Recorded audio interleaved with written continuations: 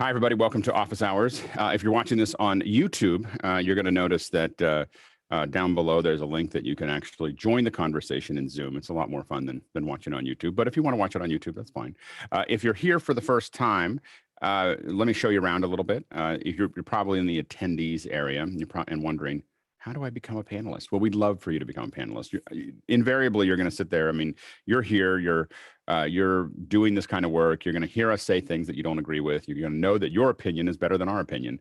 And all you got to do is join the panel, argue with us. This is just our opinion. This is what we're thinking. So if you want to do that, you got to be here before 6:40. Now, we open the doors at 6 o'clock in the morning, 6 to 6:30, 6:40. I can't really promise anything. We're talking about things. We're teching things out. We're chit-chatting in general, having our tea and coffee.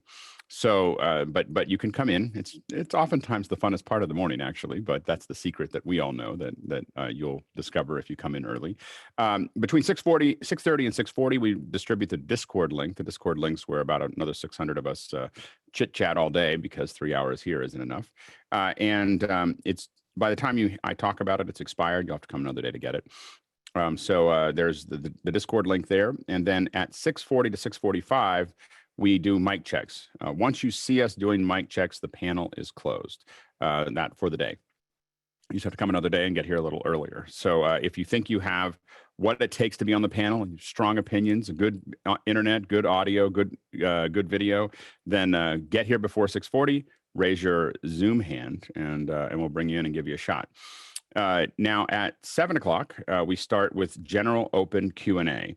So that is, and this is really where your job as an attendee comes in. You need to, we expect you to ask questions. It's a real short show without you. So you got to ask questions. We've got a fair number lined up here. Ask those questions. If there's a bunch of questions already there, vote on those questions. You are prioritizing with your vote and with your questions what we talk about for the first hour. So anyway, so make sure to ask those questions and kind of guide us on what you'd like us to talk about today. The second hour of each day, we kind of focus on one thing. So on Mondays, we look at visual effects. Tuesdays, we look at audio. Wednesdays, cameras. Thursdays, we usually have a special guest. And on Fridays, we talk about education. We just moved that to education. And then Saturday, we have the long day. Today, we have Jimmy Sieczka, and he is the sound guy, and he has done tons of production audio for Discovery Channel and National Geographic and many others. And he is going to answer your questions about production audio. So he'll talk a little bit about what he's done. I think Mickey's got some images that he's going to show from behind the scenes. And so we've got a little bit there, but Jimmy's going to join us a little at 8 o'clock and just answer your questions. So think about production audio, what your questions are about that, and especially out in the middle of everywhere. Anyway, so and he'll be here. He'll be here at 8 o'clock. On Wednesday, Chris Summers, our own Chris Summers, is going to be here, and he's talking about focus pulling. And so if you, it's a whole craft in itself, and he's going to talk about what that looks like and what an assistant camera operator looks like as well. And then on Thursday, we've got Amber MacArthur. Amber MacArthur is a broadcaster out of Canada. She has done everything, tons of social media, video, long line and a huge list of Fortune 100 companies that she consults with. And she's just going to talk about her approach, her path, how she got there, and answer your questions about what she does. And then on Friday, again, we have an open panel where we're talking about education. We'll start putting people into that at some point, but right now we're just answering questions and trying to get our wits about us. So that's on Friday. If you're interested in online education, which has now become super important again, because probably not going to be a lot of school this fall. Anyway, at least in the United States. So that's become important. If you have friends that are in education, that are trying to figure this out, definitely invite them. And then finally, Saturday, we have the long day, which is basically we do 2 hours of Q&A. Excuse me. Then Nick Justin's going to come in and talk about Unreal Engine. We've got Steve Bays, former senior product manager for Final Cut, coming in to talk about Final Cut, answering your questions. And then Leland Best is going to be talking about vMix and answering our questions about that. So anyway, that's the long day on Saturday. Sunday is just 2 hours of Q&A. And if you are interested, if you think that this is something that more people should see, you can go ahead and share this link. That's the correct link. We've changed it a couple times in the last week, and we're putting the correct one up there to make sure you're sharing the right one. Tucker? Yeah, will you up your level by just a little bit? You're coming in just a little bit below where we sound checked everybody else. I don't want you to be buried. Oh no, I don't want to be buried either. I mean, that would be a travesty for me to be buried. Does that sound better? I think we're getting pretty close now. No, maybe not. Let's see with the delay. Let's see here. I'm going to move it up a little bit. Yeah, -17 would be great. Okay, so I'm going to keep on talking, and I'm going to keep on moving my stuff up here, and there we go. I think that we're getting closer there. Is that better? Does it look better? Sound better? All right. I think I'll be all right. All right. Yeah. For some reason, the USB output from the Scorpio is a little lower than what I had before, the pipeline I had before. So I have to keep adjusting for that. But I think we're getting close. All right. No, now I'm too loud. The room. I'm hearing the room a bit, and your limiter is kicking in too. It is, because I got to figure this out. I mean, it's not what we had before. Let me pull this back a little bit. Let me so we'll it looks like I need to do the mic check. I don't think I changed it from yesterday, so I'm not sure exactly what we have here. I'm gonna pop up here, and instead of preamp gain, maybe the channel level. Yeah, it's, hold on, let's see here. This is always my fear whenever I ask for an adjustment. That it all kind of comes apart. It becomes more than, apologies. Yeah, it's not quite as straightforward, because let's see here, hold on.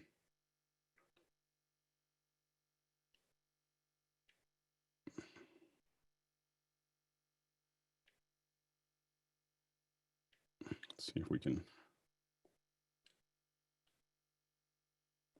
Everyone's like, he could have just left it alone. Let's see here. You read our minds, Tucker. Everyone was thinking it, right? Yep. Now, does that sound louder? No. Check yes, 1, 2. We are glad that Ofan is so pleasant with us. His present annual pains we thank you for. When we have matched our rackets to these balls, we will in France, by God's grace, play a set, shall strike his father's crown. Does that sound better? Or too loud? It sounds like it's flattening out a little bit on the top. Yeah, it's just a little bit. Yeah, pull it back a little bit. We are glad that Ofan is so pleasant with us. See, this is what happens when we don't do the mic check. All right, there we go. Thank you very much. All righty. There we go. All right. So now we're going to where were we? Oh, we'll just edit that out. Yeah, exactly. We won't. We'll just leave it in there. So anyway, Chris, what do we got? I was going to say you were about to welcome everybody from YouTube and see if I could trick you into doing the whole intro again. And I'll be like, oh, Chris, why did he do that? Everyone knows that Alex doesn't remember. Everyone knows that Alex doesn't look back more than 10 seconds. And so you just get back into there and he'll just do it again. Anyway, Rick Combs says, what do you think of the Rode VideoMic GO Lightweight on-camera microphone? This would be mounted on a tripod and then into the A10 Mini. The distance would be about 6 feet. If not this one, which would be better? Budget is a problem. That means Alex doesn't get to answer this one. Okay. So I've used a bunch of these Rodes, and they've actually been reasonably good. I mean, I think that Rode is probably one of the best for the price. They're not the best mics in the world, but I definitely have had a lot of Rodes. The Rode Go, I know that the little wireless Go we've used with the Samson mics, and they've done fairly well.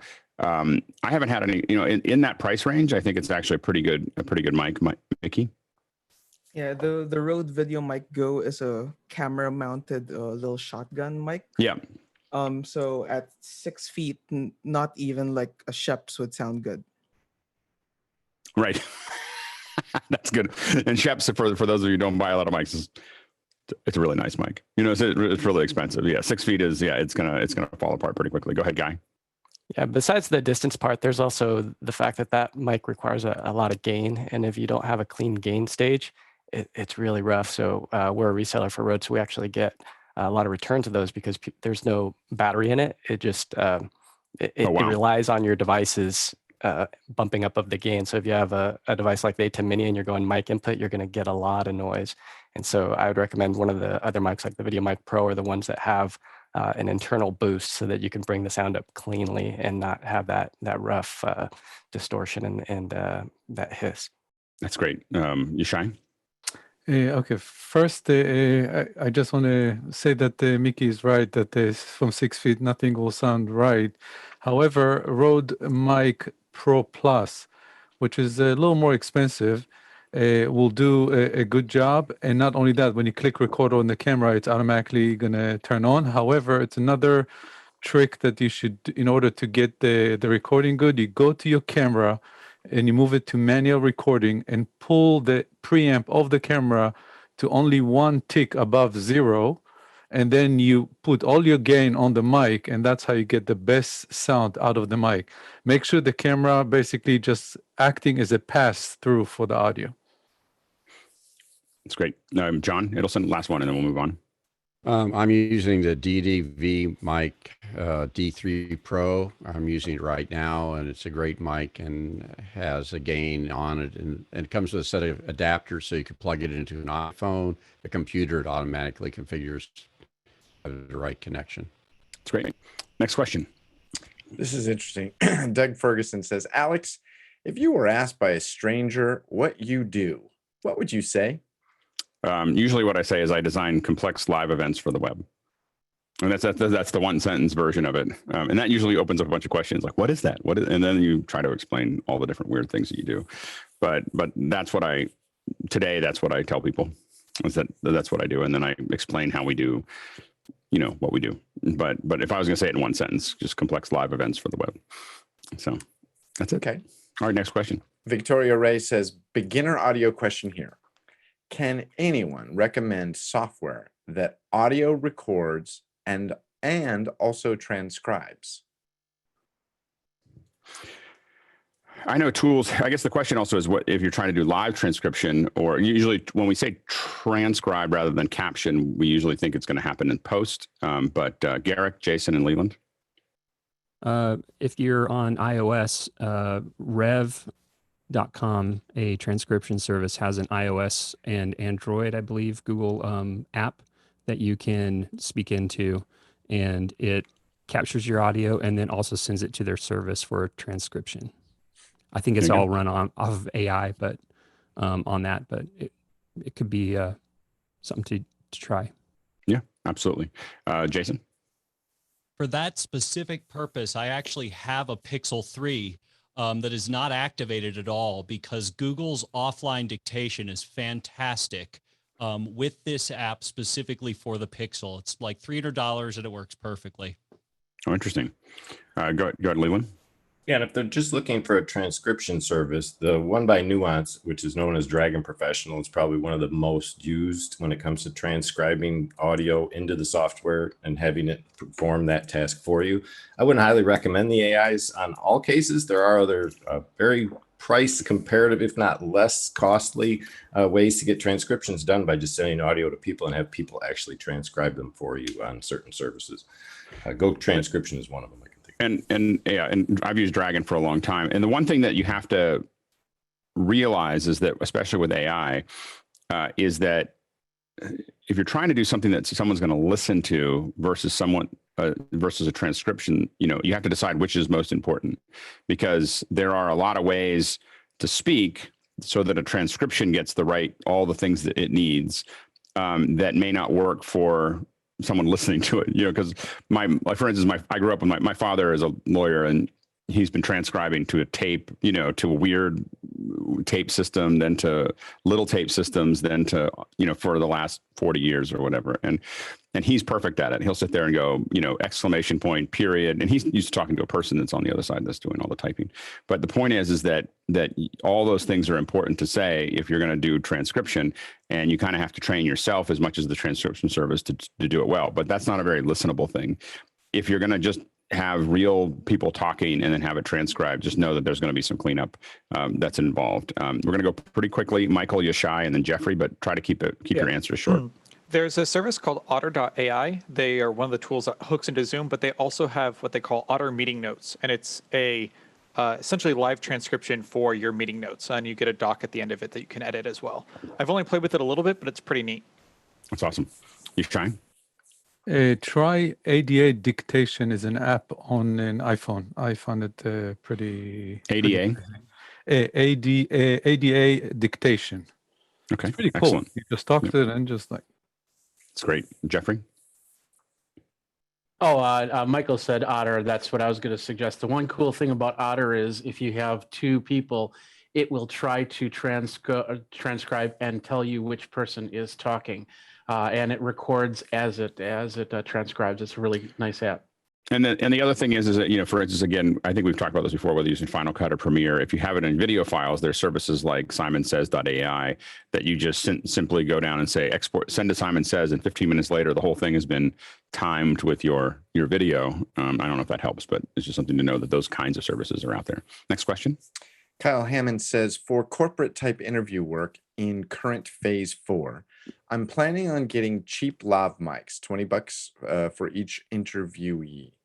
Is there a more efficient, clean way of cycling through a 4-interview day? I read that verbatim because it didn't make perfect sense to me.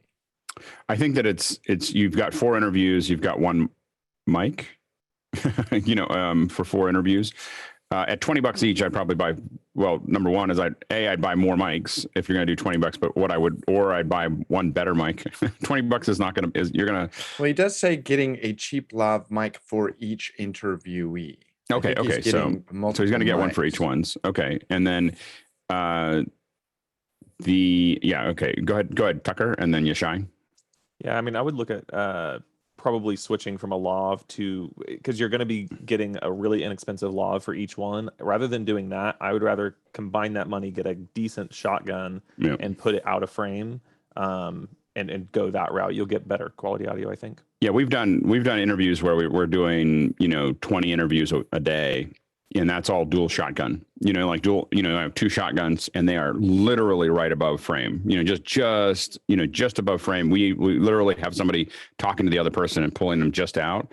We usually aim at the bottom of the sternum, as far as where we're going to try to, roughly of where that's going to be for the person. And we get great audio. I mean, you do have to make sure that it's a soft background, soft environment. As soon as you get that far, even a foot or 2 away, you want to make sure that you have something that's going to absorb that sound. But you're going to be able to move through people much faster, and it just looks better when you do shotgun. If someone's sitting or standing, there's really very little reason to put them on a lav. Yashai and then Jason. Yeah, actually, you guys stole my thunder. Yeah, boom mic is the only way to fly in this thing. It's quick and you get really good quality.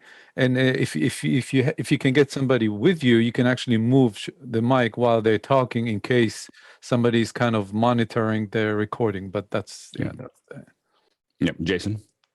I completely agree with the shotgun, but if for some reason you need a lav, I would say get a decent lav, get 4 different windscreens, and get sanitizing spray. They make sanitizing spray for mics. If your issue is COVID, fix it. Yeah. Mickey? Yeah, I would second what the Tucker and the Yashai said. Like, get a boom. Like if it's an interview, it's gonna sound better. You'll negate the issues of the whole COVID thing. Yep. In terms of an option, check out the Deity. One sec, I pulled it up. Deity VideoMic D3. It's $99. And it has a mini jack connector on it, and it would detect what you're feeding it to. So if you feed it to, and it's directly to an SLR, it will detect that and give the correct output. If you feed it to like a mobile device, it will detect that and give the correct output. For a mobile device, it's really flexible. So at that price point, I would suggest the VideoMic D3. Yep. Next question. Salvador Garza says, what does the AV desk look like in the COVID era? Are you social distancing, wearing masks, face shields, plexiglass partitions? Tucker? Mine's right here. This is where I do all of mine. I've got remote access to all the systems that I work on, and I'm actually not in the office. Show them the Tucker box. We're definitely spacing people out. I mean, so our procedures are most people are wearing. I mean, we're all wearing masks. We're spaced out by about over 6 feet each. So I'm taking a wall. I think I posted a picture of our little setup right now in Discord. But there's everyone's spread out. We're basically setting up a lot of rules for who touches what gear, and then I'm going to be getting some kind of high-powered UVCs that are going to go into that room that will flip on at lunch and dinner. So just to kind of like when we leave, you can't have them on when you're in there, but we can turn them on and wipe stuff out. They're pretty high powered. They're not little handheld ones. They're like industrial. Go ahead, Tucker. I'll be interested to see how the plastics handle the high powered UVC over time. Yeah, I think that we're not going to do it. I mean, we're going to decide how often we do it. I have the impression that the UVCs will break down the plastic over years. I'm not sure if it's going to do it over months, of doing that. But we'll see. Yeah, absolutely, George. So good conversation on this. I'm actually putting together some numbers for a client that I work with now that want me to do some stuff for him in DC. But one of my contentions is with him right now is the amount of bodies that we need to have in this job. With COVID, I feel that we need to have at least 3 people for what we want to do. And I'm trying to explain to him, you just can't have folks going into a room right now and you don't know what's really going to happen with the folks that's coming in and out. So are we supposed to be, go ahead. Now, the hard part is that the bottom line is you really have to also kind of know your team is what they're doing outside of the office, because my brother is a high end Steadicam operator and just finished working on a pretty high end set of events in June. And, they had 15 teams all spread out, in the small groups, not working with each other. He said, but by the third day, everybody had at some point traded, like touched something that somebody else had and everything else. You try to minimize it, but you just hope no one gets sick. So it's a complicated, everyone's trying, but it's unclear how effective it'll be. Nazim and then Chris. Well, basically my wife was this weekend on a commercial shoot. She's a makeup artist. And one of the interesting things she told me, well, obviously plastic shield for the makeup staff, models, the models had to come in, be tested, do the test. And another thing that's quite interesting is in the commercial, they're only hiring actors that are either family members, kind of like couples that are a man and a woman that are together, that lived in the same place, as opposed to, and they're not flying them in like they used to from across the street. So it makes it quite complicated. Yeah, an interesting time. Go ahead, Chris.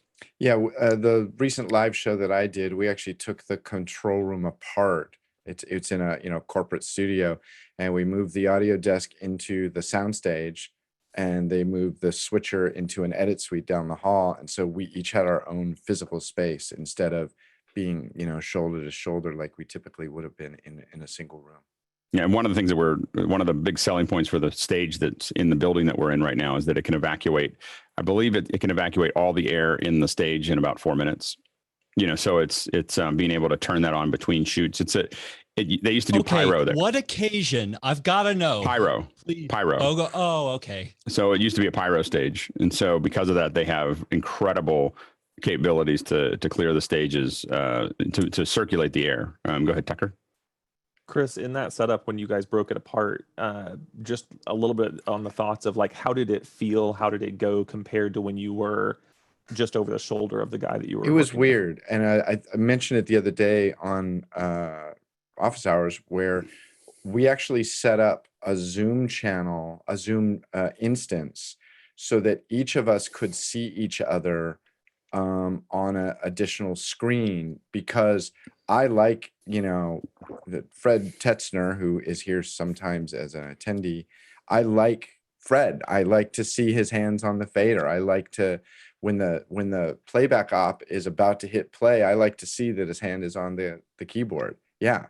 And I can just glance. As a matter of fact, I had Ed move his webcam so that as he reached for the playback button, it was like right here and roll, and I could see it go. Well, and we're looking at because we may have to build a extended production system within the building that we're in, and to take that one step further, because I always turn the dials up a little bit. We're looking at using the Blackmagic micros with the 8mm. There's these little 8mm lenses that you can put on them, so they're really wide angle, and just putting them right in front of the operator so that we can do exactly what Chris is saying. We just wanted it to be, we don't want to, it's more of I just don't want to deal with Zoom inside of it. I think it's the first step that I would do too. But I think that as we start designing them up like in a quad split or something like that? Well, we're sort of trying to figure it out. supersource? I think that what we're thinking of doing is giving people smart panels, and then they just push who they want to have in there, and a couple different options for the smart panels, and then just have it kind of pop up. So, but it would be, 4K monitor that's there that they can, that's wide angle that they can kind of see wired in. So the smart panel in front of a video hub, you can just program it. So I just push this button and I see this person. I push that button, I see that person. I push this button and I see the quad. And then people can just decide what they want. For those of us with more earthly budgets, you could do something really cool with Discord, where you can set up video chats and build separate rooms. So I could hit one button and see a couple of shots from this room or that room. You could build like presets. You could. So Absolutely. very neat. Yeah. Next question. Good question, Salvador. Thank you for that. The next one would be Rich Gilpin. Rich says, I'm looking for a chart of the names of connectors for Sennheiser, Audio-Technica, Shure. Looking to purchase adapters to use head mics on different body packs. That's a very good question. Oh my gosh. I don't know if there's a chart, but I really wish there was one. Tucker, then Jeff, then Yashai. The best place to go for something like that is to like DPA or one of the companies that makes microphones that's not specific to a manufacturer, and just look at what adapters are available. DPA is going to have a list, and it's going to be the adapter for sure. T4A, T3A, and just all those listed. And that's going to be the easiest way to get a hold of a single list. Will be somebody like that. Jeff and Yashai, and then Mickey. What Tucker said. Yashai. The other thing is really to go to B&H. The reason is their website is so cool. So cool. It's like the Google of anything you're looking for, and the description and everything is really nice. So I think it's another good website to go to. Mickey. Yeah. Just to add to that, keep in mind that the manufacturers use different kinds of connectors based on what line it is. So Sennheisers have G3s, which use mini jacks. They also have the 2000 series and the higher end series, which use LEMO connectors. And also the wiring, the pin configuration for each connector varies from manufacturer to manufacturer. Perfect. Next question. George Kennedy. Hello, George. Good morning. He says, with NDI and SRT becoming part of our workflows, should we, as AV professionals, be investing in IT education?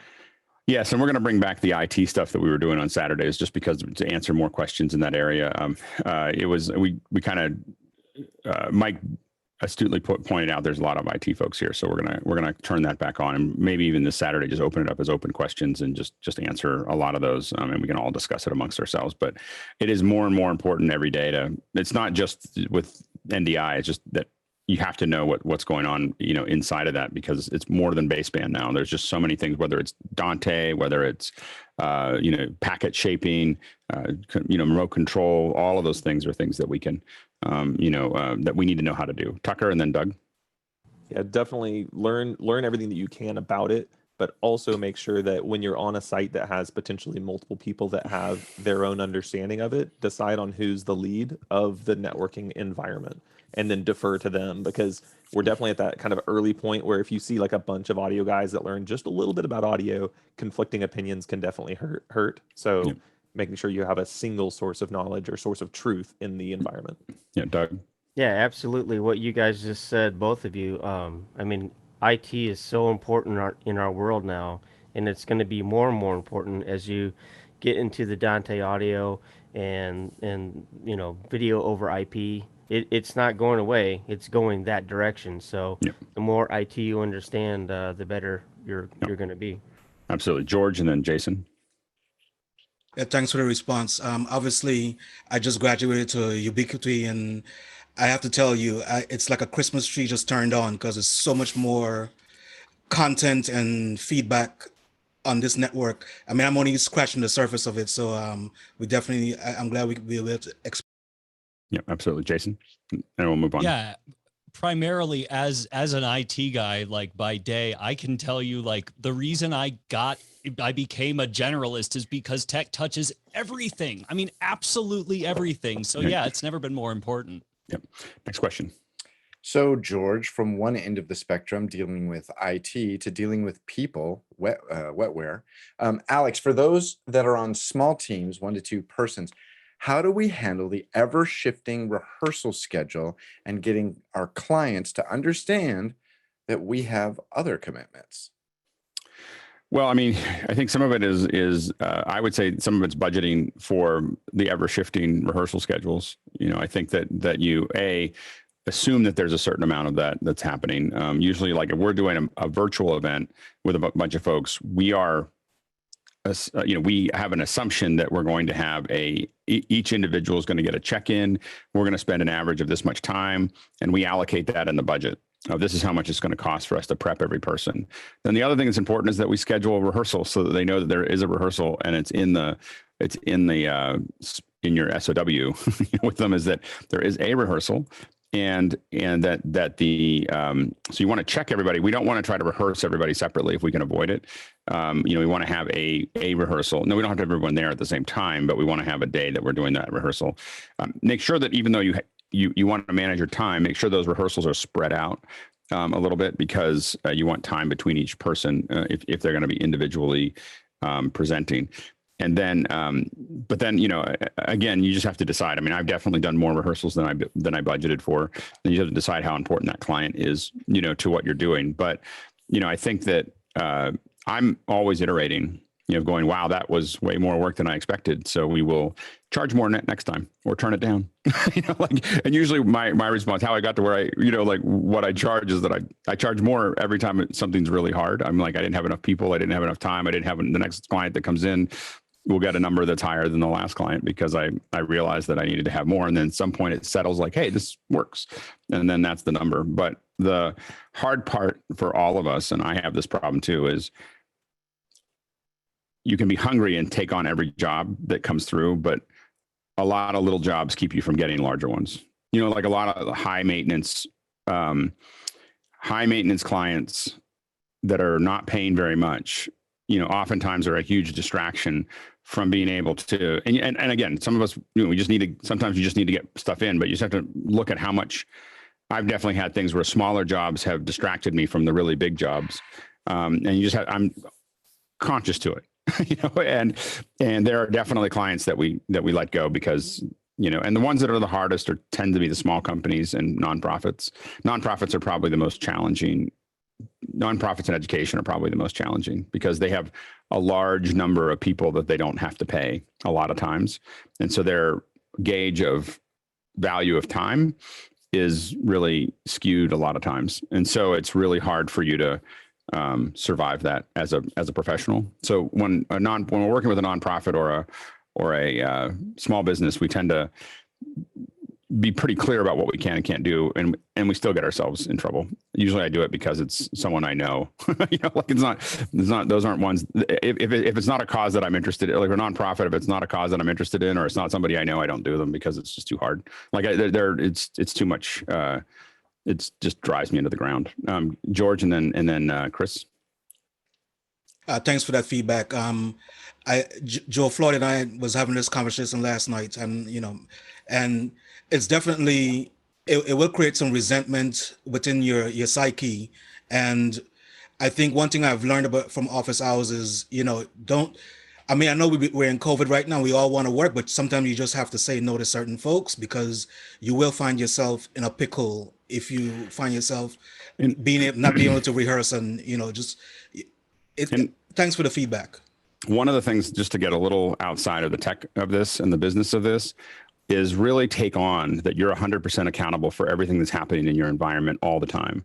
If the system has gotten out of control, if someone's asking for too much, if you're getting run into the ground, don't blame it on the client, blame it on yourself. What did you not, and not like you're bad or anything else. Like I do this all the time because I'm always like, oh, I wasn't clear enough about this, or I didn't set the expectations. The only person you have power, the only place you have power to control is what you do next time, And so when you have it like, oh, clients are this way, or oh, clients are that way. Yeah, clients are that way. That's what they do. your job is to figure out how to generate a conversation that is going to have your environment act the way that you need it to act.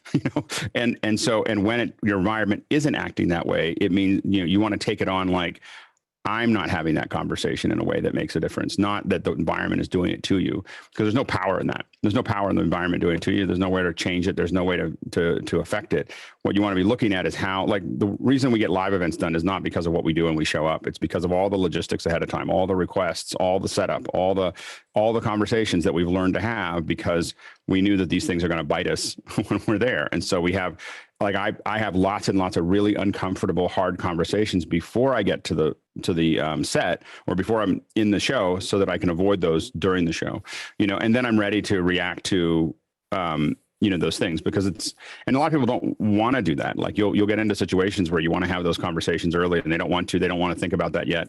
And you got to force that issue in and then you got to find a nice way to do it, or they won't come back. So it's just, and just look at it as a constant evolution of who you are, is being, powerful in that space of making those requests and setting that up. And you're not going to get it right all the time. And then you just learn to do with it. But for me, I get a lot less upset when I'm looking at myself going, oh, I'm always looking for what did I not say or what did I not do to have that not occur, that way. And when it happens over and over again, I just know that that's a part of myself that I have to work on.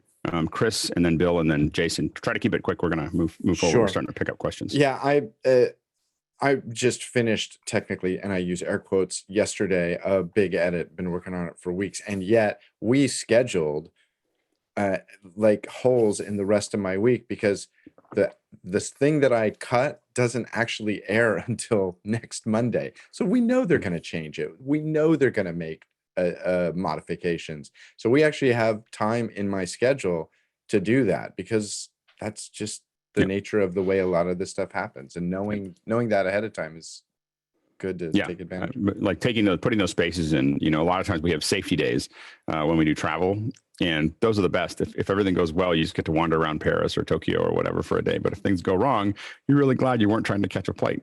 Bill, and then Jason.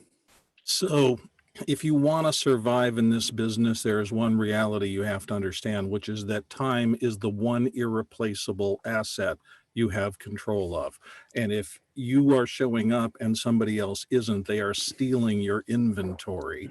So you have to put in systems in place to make that a serious thing for all your clients, big and small. And you have to treat it that way, or you will fail, I think, over the long run. Yeah. Jason?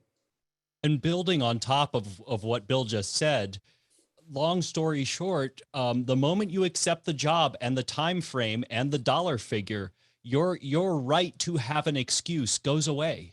So, just think twice.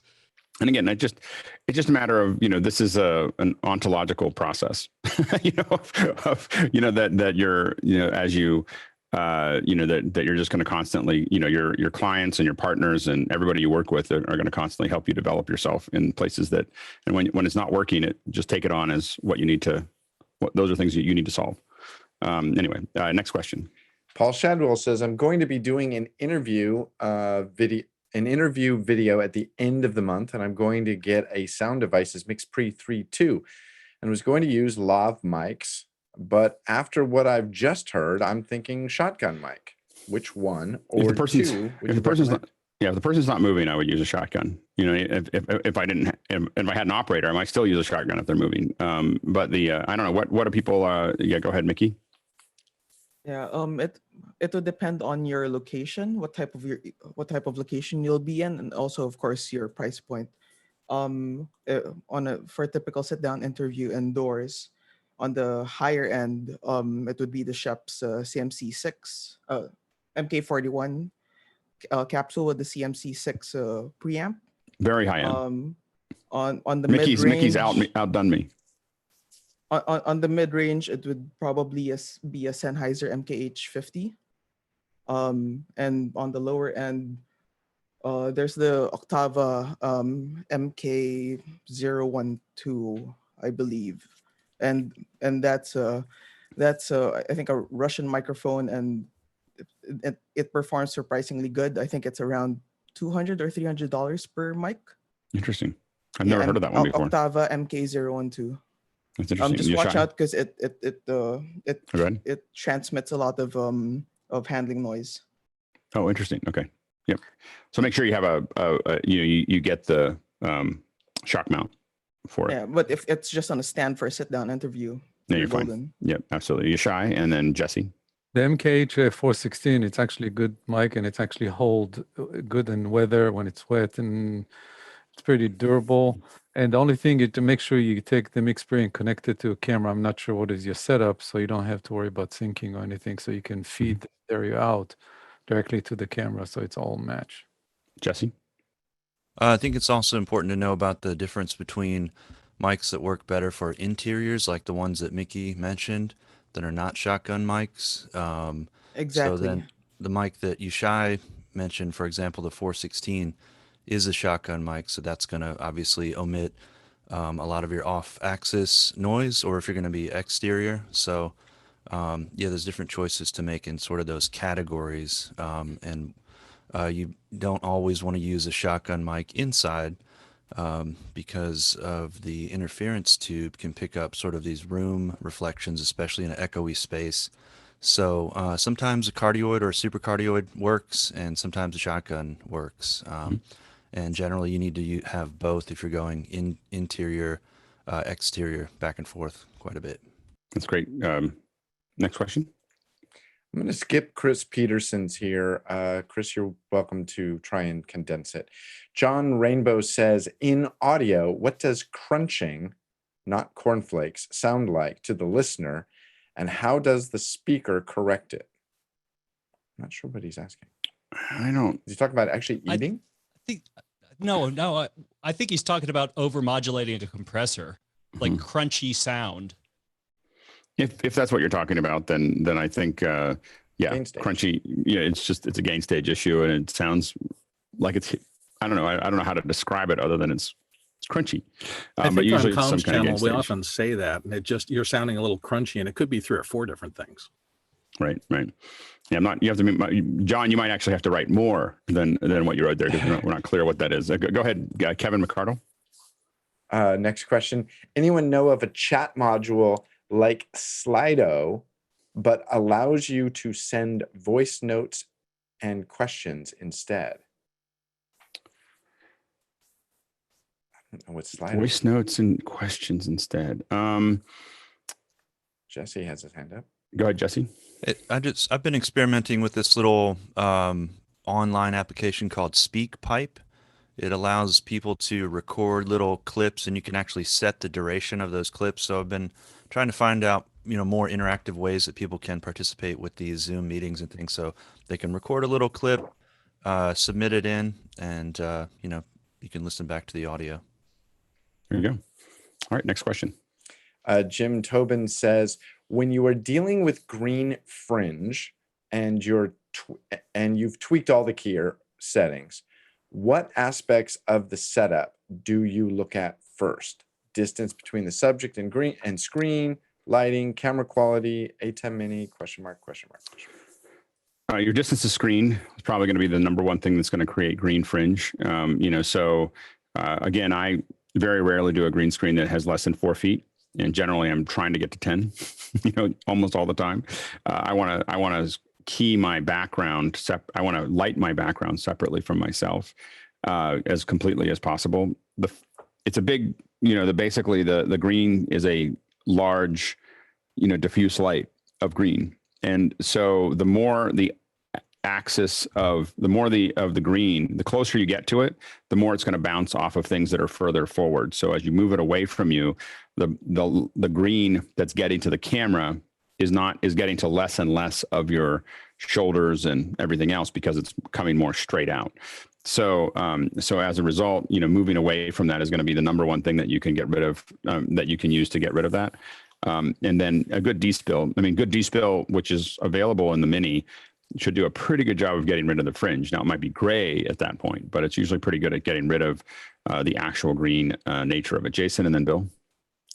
Would the it's more of a question with a question. Would the aperture of the lens mess with the fill, or mess with the halo? A shorter aperture. I mean, number one is a shorter aperture. If it's really short, you could end up with more fringe because your edges are now soft. Overall, a shorter aperture, a larger aperture. I'm sorry, a larger aperture that has a shorter depth of field will improve the quality of your green screen because it'll blend in imperfections in your background. So yeah, that's what I thought. Okay. Yeah, it'll make it better most of the time. But if your depth of field is so short that your eyes are in focus and your shoulders are out, 1.2 and it's on your nose, then it'll be a problem. Bill. Yeah, the ratio is what is important here, I think. And what I found in my early days, I would try to get rid of green screen problems by throwing more and more and more backlight on it to try to even up all those little things. And it gets so bright and you've added so much light that it's really hard to control spill.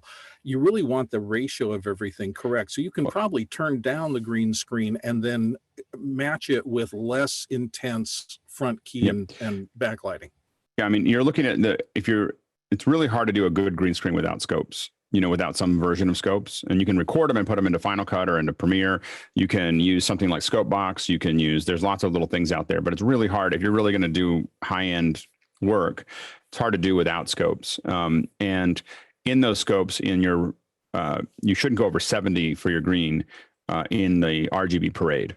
60 overall in Luma, but 70 is what you're trying to peg for your green. And you want it to be really between about the whole line around the person. And you might get a little fall off on the outside edge, but the whole line should range between about 67 and 73. So it should live in that. All of it should live inside of that when someone's not sitting there. If you get that 67 to 73 or 68 to 72, if that whole line, the thickness of the line and everything else, it lives in you're going to get a good key. As long as you can separate that. If your red and blues are more than 30 points away from that, you're going to get a really good key. And again, if you have 10 feet and you have green on green, you'll get 60, 70 points between the two. So it can be really good, but you need enough space to do that. I know Steve had said, don't ever do that, but you can if you get far enough away. Anyway, next question.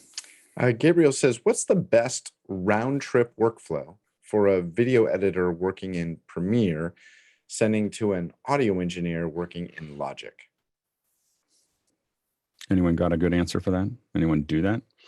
I don't know a lot of people that I don't see the Premiere and Logic solution often. I think that's the problem that I have, is that usually Premiere folks are using Pro Tools or Audition, or I don't see them using, usually Logic is connected to Final Cut. Go ahead, Garrick. In the past, I think if I remember right, I just bounced out wave stems and sent them, and then they worked on the stems, and then compiled it back and sent it back to me, and I just dropped them back into my project. Sounds good. What is the audio format that you used to? Is it IF? It's OMF. OMF. Yeah, I think you can do OMF out of one and into the other. Mickey? Exactly. And then Bill? Okay. Exactly. Yeah.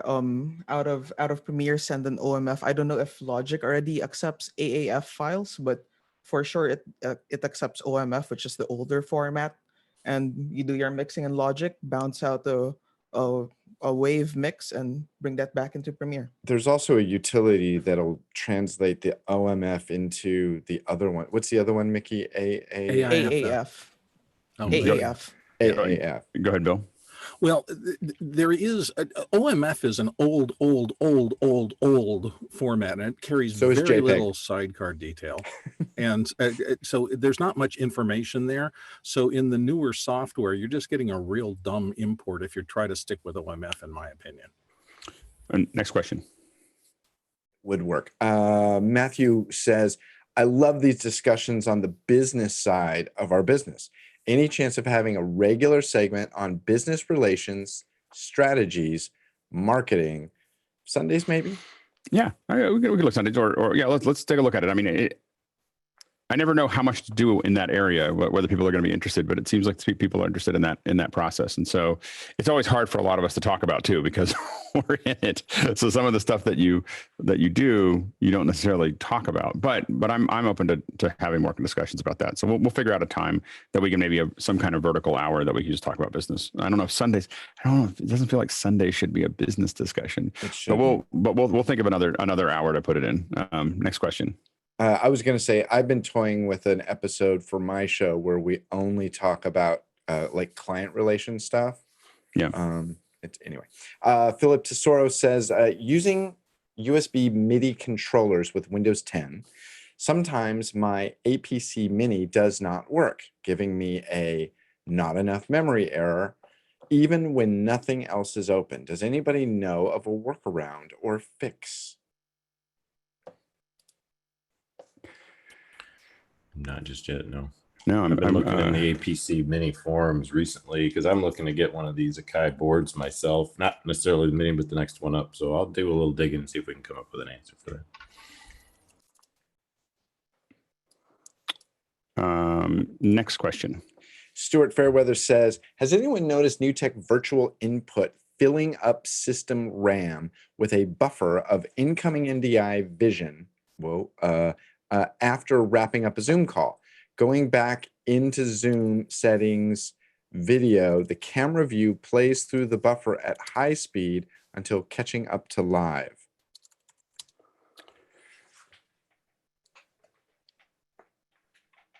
Anyone?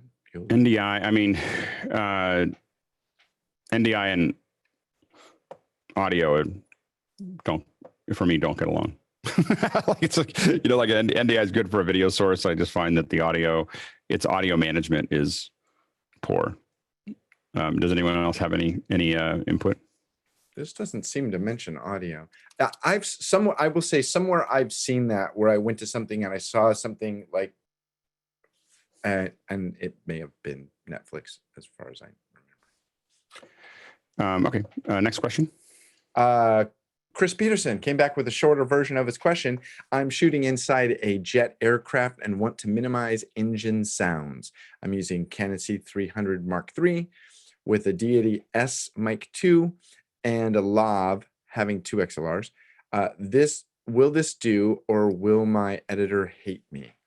It's the best way to get sound with that amount of background. What I will say is there's not a lot to I've shot a bunch of stuff in planes and get a lot of room, get a lot of filtering. You want to make sure that you get a really solid, long, quiet, room sound, a room tone, because you're going to need to use that for the filtering out later. We actually did a pretty good job. We've done a pretty good job in post with that, but live it's been particularly difficult. We have used seeders in planes for live, and we have done live on planes, which is exciting. Bill, Mickey, and Jesse, and then Phil. Yeah, there's a reason that pilots use pilot headsets with pilot boom mics, because that's that's probably the most difficult sound environment. So without some of these extra tools, it's going to be a challenge. Yep. Mickey? I don't know if Chris has the flexibility to choose a different microphone. If he does, I would suggest going with something like a Sennheiser MD46, which is a typical stick mic, and that will get you cleaner sound just because you can get the capsule really up close. If not, I would suggest if he could have his Deity microphone handheld instead of like on a pole. Yashai? With the C300 Mark II, you can actually make channel 3 and 4 to be recording a different level. So use that, definitely count on post. And like Alex said, take a room of the clean room, like room noise, and then use RX to clean it. And I think that'll be the best way for you to do it. RX, isotope RX. Yep. Jesse and then Phil. Just want to do a quick PSA for the sound department, and would recommend just hiring a sound person. It's not said very often here, but critical listening and problem solving is something that a specialist can do. Otherwise, one other expensive solution that would work is just buy or rent a CMIT 5U, because they have some pretty great off-axis reduction. Phil? I would use a G6 or a G7. Gulfstream 6 is very quiet. Gulfstream 7 is very quiet. How many Alexes is that? Most of my experience has only been with the G4, which is Yeah, is if still you're on pretty Marine noisy. One, it's pretty great. Yeah, exactly. A lot of noise cancellation in that G6. Amateurs fly the G4. G4, how Hey. pedestrian. It's all I could afford. It's all I could afford. All right. All right. Next question. Maybe if you spent less on your webcams. Dirk B says, what are the pros and cons of the new video compression standard H.266 promoted as beneficial when streaming 4 and 8K videos or high resolution 360-degree video panoramas? The pros are it's going to be great. The cons are it's not going to be here for another 10 years. so it's right. I think that we can keep on discussing it. All these things get better. H.265 was way better than H.264. H.264 was better than 263. 266 is going to be that much better than 265. It's going to probably take more processor. It's going to require more processing. H.265 is more processor intensive than 264. And it's going to be better. The problem is it just takes a long time, and a lot of it has to do with business licensing as much as it is the technology. Tucker? Yeah, as far as the timeline on how long it takes for them to develop, I think that just a new thing for us now is that technologies that empower us to do what we're doing right now they're going to be working on a much more compressed timeline. So I definitely think it'll be quicker than it typically would have been in the past as far as it coming up to speed, just as a aside. Right. Next question. Currently, the last question, Michael says, I struggle with the right gear for in studio, in field, with or without a remote talent, for live or pre-record, with multicams, with multi-mics, studio lighting, portable field rig lighting. Any recommendations to simplify? That's a mouthful. Have a lot of stuff. Keep it sorted, or have a good rental company that you're working with. Somebody just said, I apologize, I don't remember who we were talking about the plane. It was Jesse Mills said hire an audio engineer for problem solving. I think that quite often we look at what we do as if I have the right mic or the mic light, the right mic or the right camera, whatever, everything will be solved. But much of what we do is solved at the human level. Like watching pros do what they do is really magical. And I think we do underestimate just how powerful that is. Yeah, I mean, for many shows, we prefer to hire operators with their gear because they know it really well and it's the right gear. I mean, if you hire a good operator, you having them come in with their gear, and they usually like it because they know it really well and they make a little bit more money renting it to you, and you're going to rent it from somebody. You might as well rent it from them. So there's a lot of good reasons to do that. Bill, and then Roscoe, and then Jeffrey, and then Jason. As you grow in your career, I know for me, when I was on sets, first of all, there was no grip truck. Then there was a 1-ton grip truck. Then there was a 3-ton grip truck. Then there was a 5-ton grip truck. And these are really just mobile repositories of the stuff. Usually grip truck is full of like C-stands and booms and things like that, lighting flags and different kinds of lights. And you find as you get up, you just want to have, what happens if I need that? And so you don't end up buying it. But at the same time, as soon as you find you're using the same thing 3 or 4 times, you go, well, instead of renting it, I'm just going to buy it. And you just end up with a garage full of stuff like we all have. Yep, no, absolutely. Who is next? Roscoe? Yeah, and kind of to what Alex said, I focus on Blackmagic now and Macs. And not that I don't love Windows, not that I don't believe but just find some good gear, focus on it, learn how to use it really well, and you'll adapt it to the various situations you run into. But truthfully, I have a big pitch for Blackmagic right now. Go ahead, Jashai. The biggest favor you can do for yourself is separate the video and the audio, record the audio into a dedicated audio recorder, and then sync all your camera, depend on your budget. If you're using like cinema camera, you can use jam sync them with the sound devices. And if you're using DSLR, you can use Tentacle Sync. But the critical part, separate the audio from the video. Who is next? I called too many people, and now I don't know who. Jason, go ahead. I mean, I was just going to say that question to me amounted to production is hard. Care to comment? And the answer is that's right. It's really true. Go ahead. That's why I say good people. Jeffrey. Well, and Oh, just to go back to what I just want to say one thing about Chris is my trick to most production is that I get good people. It makes everything so much simpler when you have really good people doing what they're doing, because then you're handing stuff off and people are, and generally almost every person that I have on my team is better at whatever they're doing than I am. And that's kind of what I'm looking for almost all the time. Jeffrey? Chris? Yes. Next question. I'm done. Okay. It was already said. Okay. Alex, can I just ask, do good people know every camera that's out there, or do they know the camera that they're using that day really well? So the best guys that I work with you can hand them almost any camera and they're going to figure it out pretty quickly. They have some experience on them. The guys that I have a lead camera operator that knows everything about the cameras and sets them all up, and whatever cameras we're doing, I usually have already discussed it with that lead operator, what those are. The other camera operators tend to be point and shoot. Like I don't really let them adjust the cameras. I'm looking for people who are good operators, but I generally try to keep away from having the operators play with the cameras. And usually because we're doing live, we're shading the cameras remotely and coloring them remotely and everything else. All I need them to do is point, focus, zoom. I don't need them to do anything on the camera. If something goes wrong with the camera, I bring out a camera engineer and have them work on it, and I keep the operators away from that. Bill and Tucker, we're going a little long. I'm looking for Jimmy here, so we're keep going.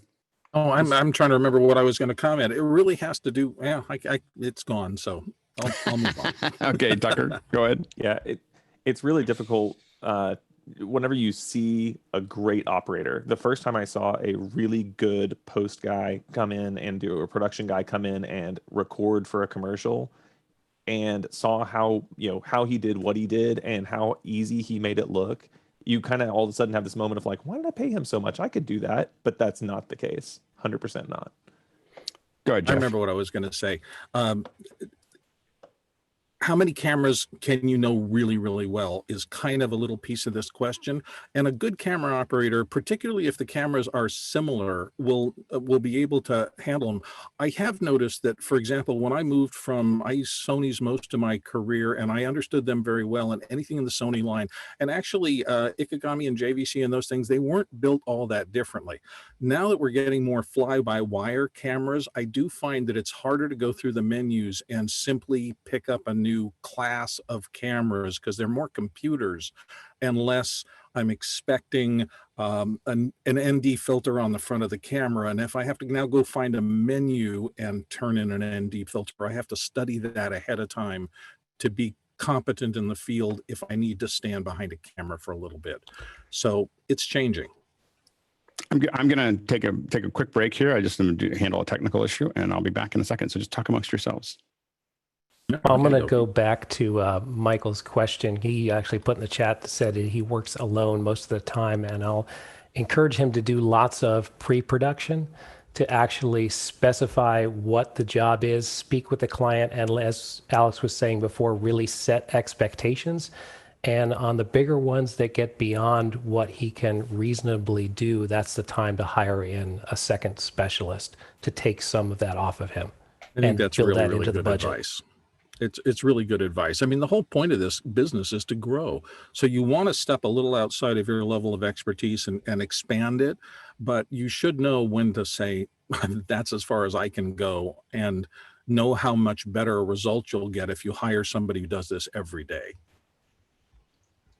Yeah, this is what I'm going to miss about NAB and the big shows, is seeing what's out there as far as like the top of the lines. Fujinon glass is like a $50,000 lens, and you get to see that clarity, and so you know what's on the market. But then you go and you see what other cohorts are doing in your town. Ideally, you get to make friends with other people that are doing production, see what they're doing, see what gear they're using, and kind of stay in that ballpark. Get your wins, make some money, invest the gear or rent the gear that you need. And it's an evolution. Don't think that you need to get everything all at once. You just slowly get that piece, you rent it or you borrow it, and then you own it, and then you move on to the next thing when budget allows. Yeah, I would say the more complex the thing is, the more time I have to live with it in order to be anywhere close to what I think is good. Okay. Hey guys, so I apologize for the delay. There was a miscommunication. Jimmy Sieczka got added when I didn't see it. So I was sitting there looking for Jimmy Sieczka, and it's all my fault because usually what happens is when we bring guests in, they're attendees, and then I look for them, and I just didn't. It wasn't registered, and so I wasn't looking for it. So we got a little delayed because of just a miscommunication. So anyway, so I was just figuring that out. Anyway, so I apologize for that. And what we're going to do is go ahead and get started here. So Jimmy Sieczka, Jimmy, can you tell us? You're the sound guy. Tell us what you do. Well, first off, thanks for having me, Alex, and everybody that's in the seminar today. I really appreciate you guys having me. I started working in production sound in 2005, and I moved from Chicago to Los Angeles after I studied at Columbia College. Got my degree there and got into a kind of intensive producing program, which was kind of a crash course of how Los Angeles works. I was 22. I didn't have any idea really of what I was going to do out here. And the producing program kind of laid the framework of how this city operates. Which was, and how does the city operate? And by the way, for everyone as we get started, this is your time. You've got an incredibly experienced sound recordist and production sound person that is going to be able to answer your questions. If you've got questions about this, I know we had some shotgun mic questions, other questions, but around production audio, this is your time to ask questions. So start throwing those questions as we get started. So back to you, Jimmy. What was the lay of the land in LA? So, I mean, when you compare Chicago to Los Angeles, it's vastly different. In Chicago, you don't need a car. In Los Angeles, you need a car to get around. So it was a crash course in how the industry works, where all the studios were, how to pitch materials, how to get around, all of that. And as a 22-year-old that knew absolutely nothing, it was very informative. And I took some classes at Columbia in production sound and worked on some thesis films. And I saw right away that the competition to be a sound mixer was nowhere near as great as being a director or as being a producer or as being a DP. And that's kind of how I saw my calling. Sound gravitated to me out the gates. And then I saw that people were calling me almost immediately after doing like a thesis film. So once I moved out to Los Angeles and I had that experience, I kind of just focused on that once I finished the producing program. And one thing led into another. I met somebody at, like a local party for the school, and we got to talking, and it was as simple as like, what do you do? I'm an audio mixer. I just moved out here. And this gentleman was like, well, if you call this production company in a month, I know they're hiring. You tell them that, I referred you, and they'll get you some work. And about a month later, I gave them a call, and they were needing day players for a show called Fear Factor with Joe Rogan. So that was actually my first job, was day playing on Fear Factor, which most of you probably know what that is. It was pretty incredible for a 22-year-old that had very little experience moving to Los Angeles. One thing led to another. I stayed out here in LA for about 3 years. And then that's what led me to Mickey. I moved out to the Philippines, and I taught production sound at a school in the Philippines.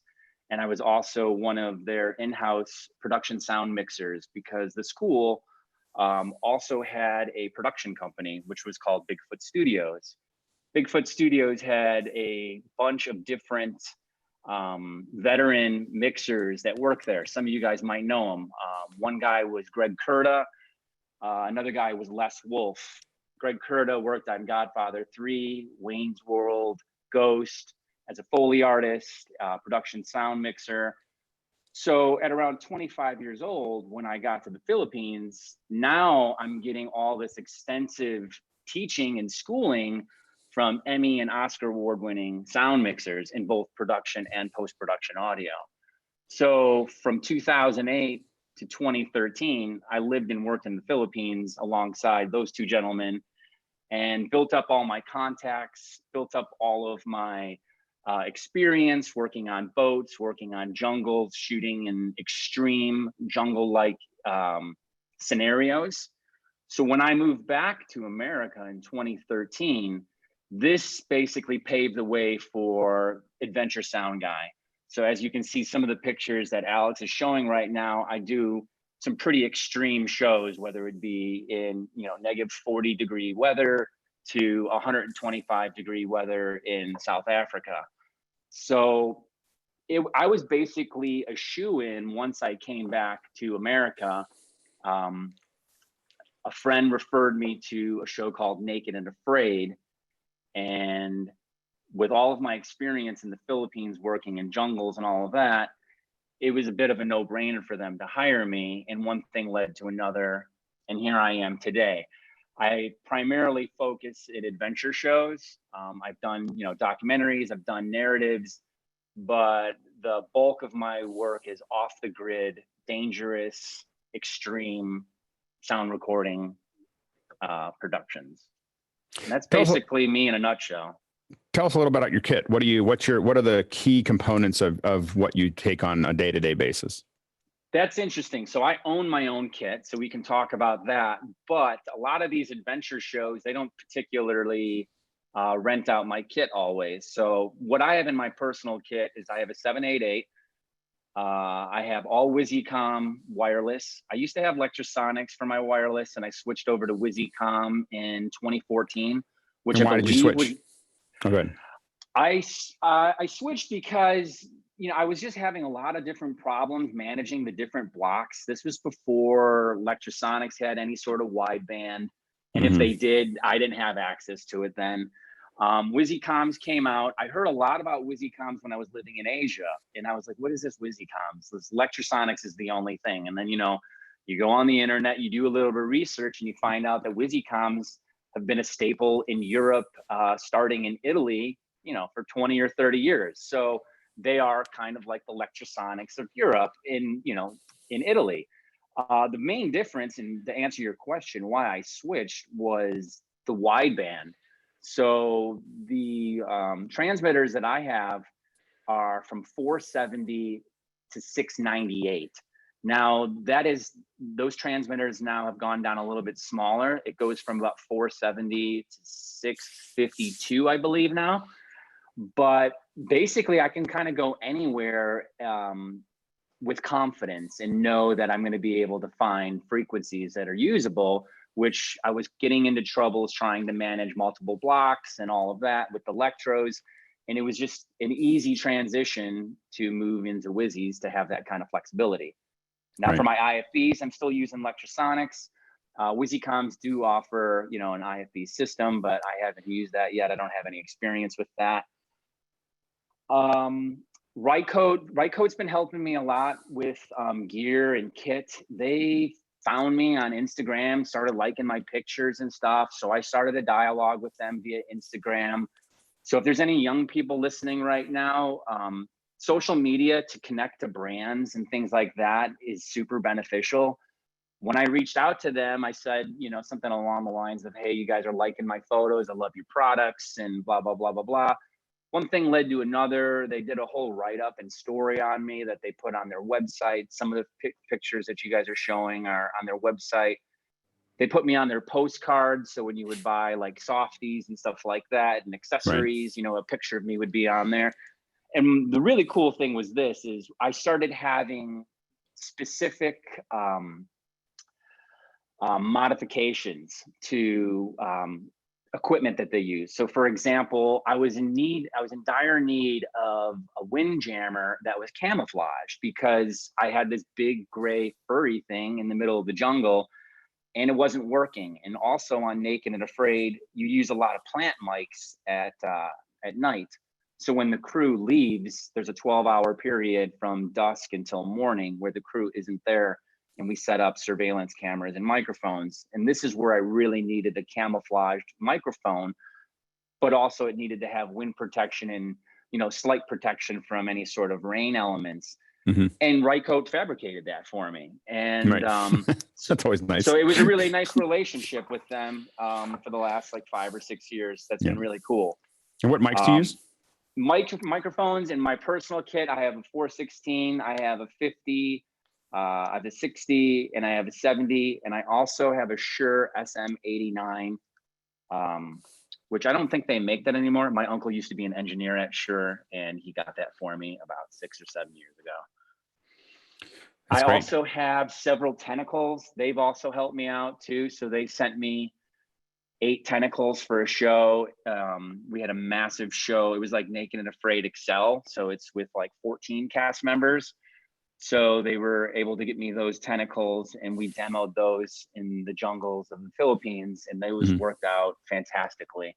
I also love the feature of, they have an app with the tentacle. So you basically have a portable rough time code slate.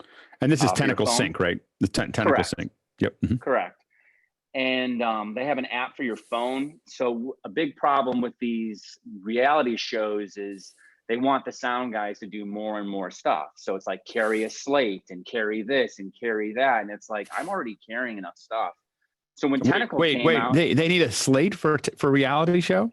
correct. Yeah. It's wild. Like there's like 100, GoPro cameras set up, and they expect the audio guy to record sound, listen to sound, and then also carry a slate and then be slating all of these GoPros.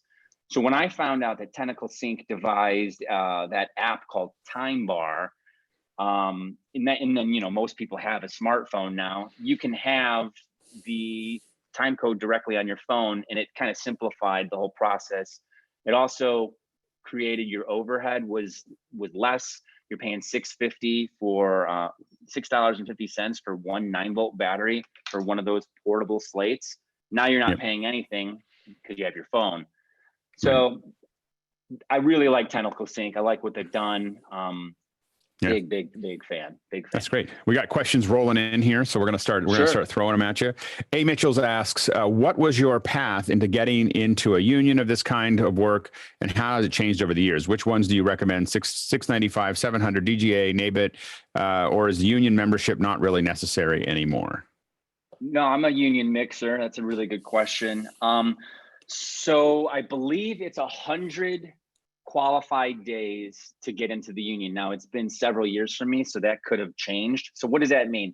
And what union are a member of? I'm IATSE 695 here in Los Angeles. Yep. So what that means is you need a pay stub, you need a paper trail of 100 work days in 3 years. Now it's different from union to union. So if you're interested in a specific union, target that union and ask those questions to them and do that research. So right now I'm talking specifically about 695. With 695, you get 100 work days over 3 years. And does that include web, or is it just broadcast and film? It was my understanding, as long as you got a pay stub that says sound mixer, then that counts. And I'll tell you why I know that. I did a job that actually classified me as a sound supervisor. So when I was at the point to go into the union, I submitted all my documents, and they said, no, you can't get in. And I said, why? And they said, well, look at your pay stub here from said show. Said show said you were a sound supervisor. I go, well, that's not true. I was the only sound mixer, so that's not really the case. I wasn't supervising anyone other than myself. I was a sound mixer. So what they did was payroll switched that title from sound supervisor to sound mixer. I then handed in those pay stubs, and I was in.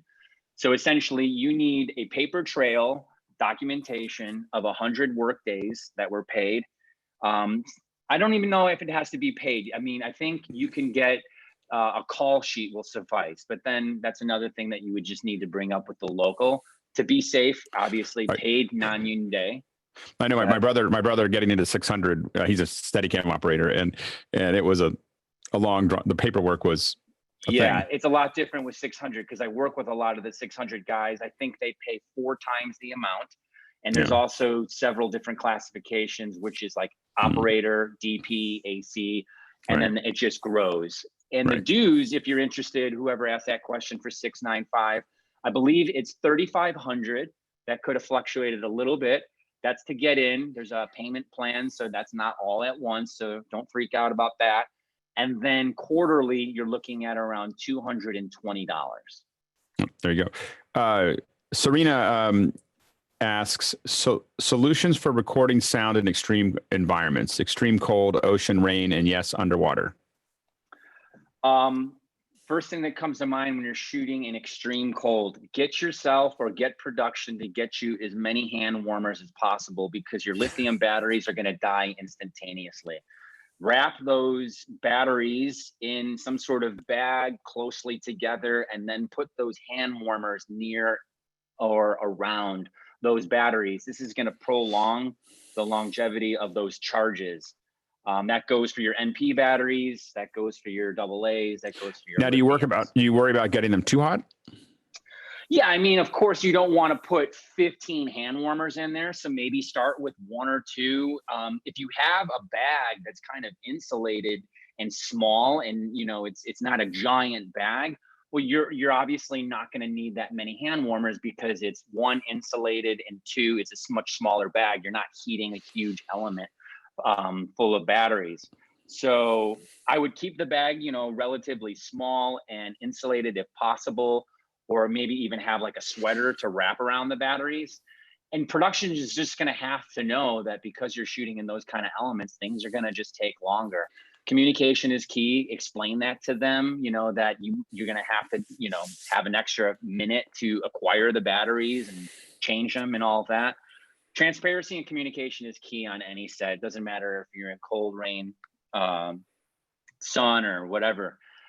In terms of like shooting in extreme like jungle conditions, waterproofing is essential.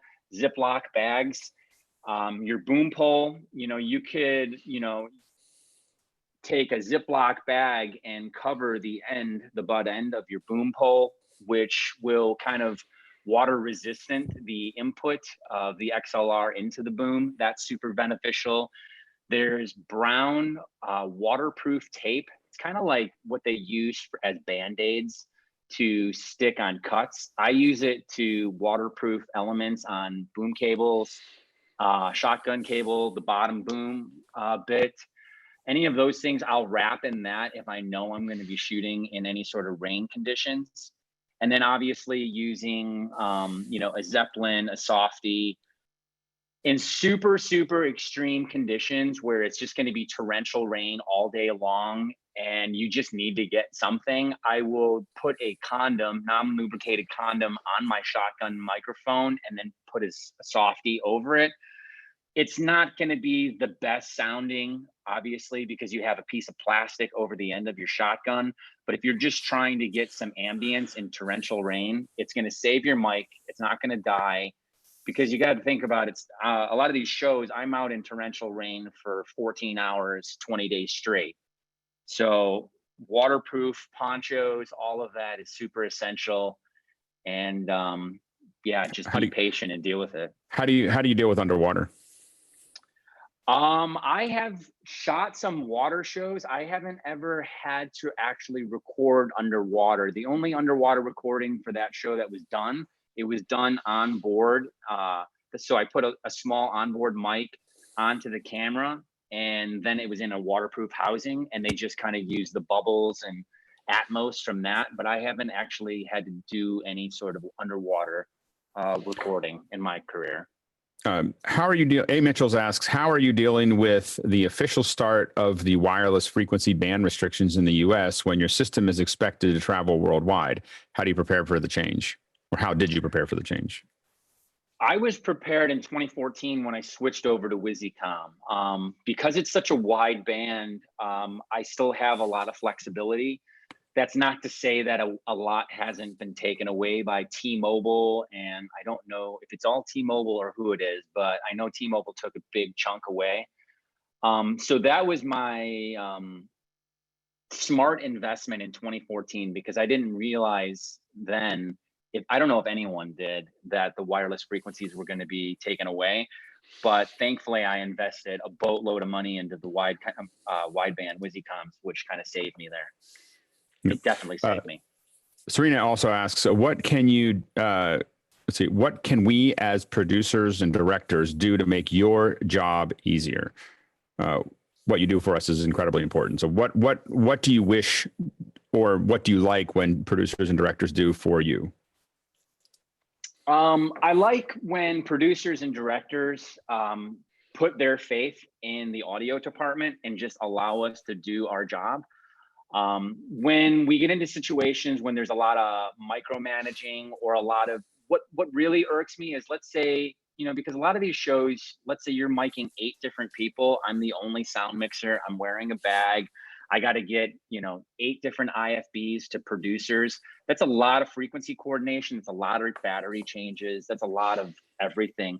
So when producers and directors are kind of in my zone while I'm miking and over my shoulder and micromanaging, that can be a little frustrating at times, because they should have the faith that the sound department, whether it's me or someone else, can get the job done. And they should always know that we're going as fast as we can, and we can only go so fast. You know, it's like they say, you know, good, fast, cheap, pick 2, you know? So it's like, ask yourself that the next time you're on set and you're wondering what's going on with the sound department. You know, maybe that's something you need to ask. Good, fast, cheap, pick 2.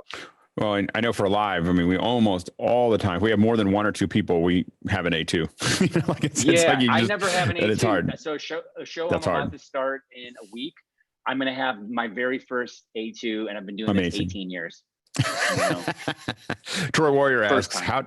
how do you deal with long hours and staying sharp on the set? Whew. That's a good question.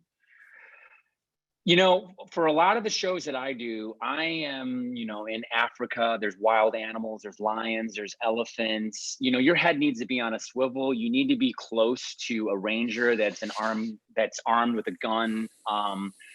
So those particular shows, it's not difficult at all to be aware, because it's highly, highly, highly, highly dangerous. You know, I don't do a lot of narratives, so I would say that those would be a little bit trickier to kind of stay focused and aware, because there's a lot of like lighting setups and things like that.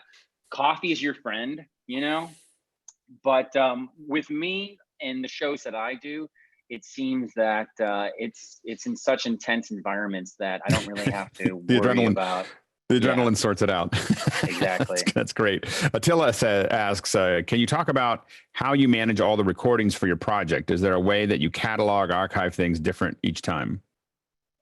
So what I'll do for any production that I'm on is I will hold the files for 6 months. I don't do anything special with those files. I do that just as a safety without, you know, there's no agreement with me and the production. I do that as a safety because I did have a time once where production lost their files, a drive crapped out on them, and they contacted me 6 months later for some of the audio files, and thankfully I saved them.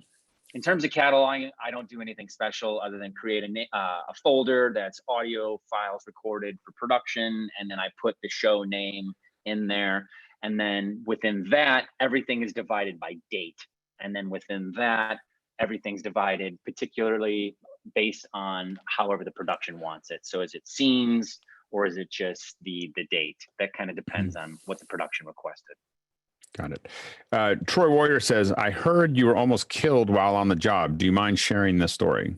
Yeah, I was in Trinidad in 2015. I was working on Naked and Afraid, and we had a cast member that was going down a water source. And the week previous, I had fallen waist deep into like quicksand like water. So I was a bit skittish to follow her and decided to just use my wireless. And I took to a game trail into the jungle, in through the jungle to kind of cut her off, and then just using my wireless and just staying within range. My camera guy continued to follow her down the water source. I got to a tree that was basically sitting like this on an angle, and because I had my rig on, I couldn't go over it. So I was like, all right, well, I'll go under it. So I put all my weight on the tree like this, and the tree didn't move, and I was like, perfect. So when I went underneath the tree snapped, fell on my chest, and then I started suffocating. I was there for probably 30 seconds, and then I realized that I wasn't strong enough to remove the tree off my chest, and my whole left side of my body was going numb, and I was freaking out. So I started screaming for help. My producer got there. She wasn't strong enough to remove the tree off me. So then my camera guy, he finally got to me, and between the producer and my camera guy, they were able to lift the tree off me a few inches, and I was able to slide out. And what saved my life was I was on a game trail. For people that don't know what a game trail is, it's a trail that animals pass on to get to a water source. So if you have land that's like this, where I was right here, and it was concave from the animals. So when the tree fell, it stopped just on my chest. If it would have gone any further, it would have crushed me. But because there was a stump, it was just slowly suffocating me. And my camera guy and producer saved my life. And I was out of work for 3 years after that. So I just got back to work in 2018. And what happened? You were out of work just because why were you out of work for 3 years based on that? I tweaked my back, and then I just, because of the near-death situation, I had to seek a lot of like therapy and stuff like that. Right. James Fairweather says, James, looking at the photos, there's a lot of boom poles. What's your favorite and most reliable? And favorite method of dampening noise of the cable rattling inside? I primarily use K-Tech boom poles for all my kind of run and gun reality show stuff. The cable rattling inside, that's a good question. And that's something that K-Tech and those guys really need to work out. But what happens over time is that cable gets stretched out. And then what happens is it actually makes more noise. I find with newer cables, it's not as bad. And there's also a sweet spot. If when you're not working and if you actually have your hands on the gear, you can actually kind of find that sweet spot by extending it. And there's kind of like a perfect amount of distance of it opened. And it's not all the way. It's not just open up each element all the way as it goes. But there's a kind of a sweet spot where you can find it where it's going to minimize the least amount of rattling inside the boom. And then what was the last part? There was. I think that it was just I think that answered both of them. You're using K-Tech, and then that's how you handle the rattling. And yeah, for some reason, every time I see K-Tech, I'm just like, well, Brenda was in Patriot Games. I always think of that. I was like, she was in Patriot Games. Anyway, so Gabriel asks, sometimes being the only audio mixer on location, what contingency do you have in place in case the equipment failure? Do you carry repair tools to fix your gear? I usually have backups of about everything that I have. So backup shotgun, backup boom, backup recorder. I have got in a new situation where a recorder went down and I had to tell the production I need 30 minutes and I need to disassemble this entire recorder and I got to put a new one into the show. That's not always an option for people. I mean, it's hard enough just to own one recorder, much less two. And you have two 788s? Yeah. And have you played with any of the newer stuff? Absolutely. Yeah.